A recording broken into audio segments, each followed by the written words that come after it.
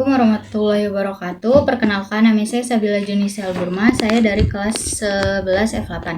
Kali ini saya akan mempresentasikan tugas video yang berjudul mempresentasikan tentang komposisi penduduk. Sebuah topik penting dalam memahami struktur sosial dan ekonomi suatu wilayah. Sumber presentasi ini adalah mind map yang telah saya buat. Yang pertama itu ada pembagian dasar penduduk. Berdasarkan mind map ini, penduduk diklasifikasikan berdasarkan pendekatan usia kerja. Pembagian ini memisahkan penduduk menjadi dua kelompok besar, yaitu yang pertama ada penduduk angkatan kerja, yang kedua ada penduduk bukan angkatan kerja. Yang pertama itu, angkatan kerja itu yaitu penduduk yang berada pada usia kerja idealnya antara 15 sampai 64 tahun. Dalam komposisi yang ideal, kelompok ini harus mencapai 68% dari total penduduk karena mereka adalah kelompok produktif. Yang kedua bukan angkatan kerja, yaitu penduduk yang tidak termasuk dalam usia kerja atau mereka yang usianya sudah masuk tapi belum siap atau tidak bekerja. Kelompok ini mencakup mereka yang usia di bawah 15 tahun dan di atas 64 tahun. Kelompok ini juga sering disebut sebagai kelompok usia belum tidak produktif atau belum siap produktif. Lanjut, yang kedua, angkatan kerja dan pengelompokan kerja. Mari kita bedah lebih dalam kelompok angkatan kerja, yaitu mereka yang bersiap bekerja dan berkontribusi secara ekonomi.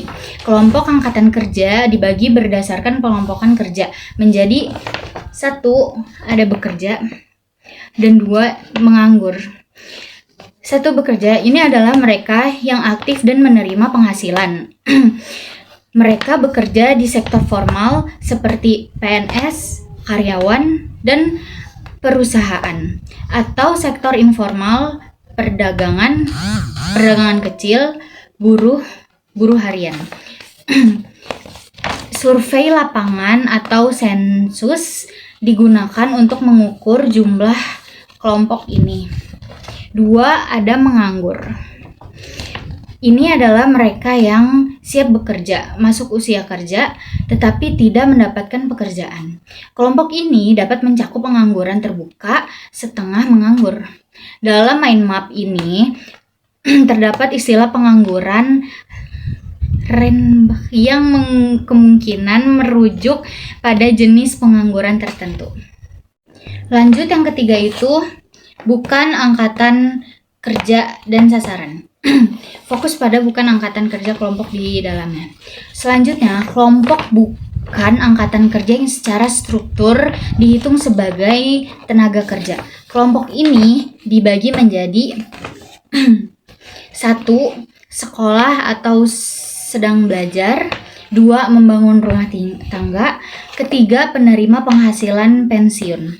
Yang pertama itu sekolah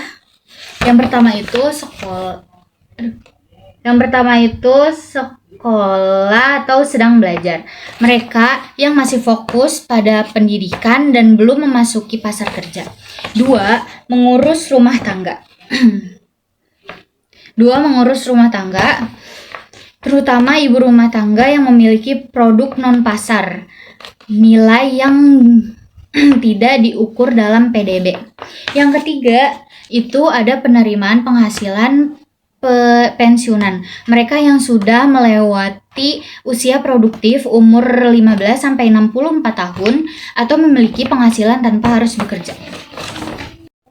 Sebagai kesimpulan, komposisi penduduk sangat krusial karena menunjukkan potensi sumber daya manusia suatu negara. Tujuan idealnya adalah memiliki angkatan kerja produktif 15-64 tahun sebesar 68% untuk menjamin pertumbuhan ekonomi yang kuat. Pemerintah perlu fokus mengurangi pengangguran dan meningkatkan kualitas kelompok usia produktif. Sekian presentasi dari saya, kurang lebihnya mohon maaf. Wassalamualaikum warahmatullahi wabarakatuh.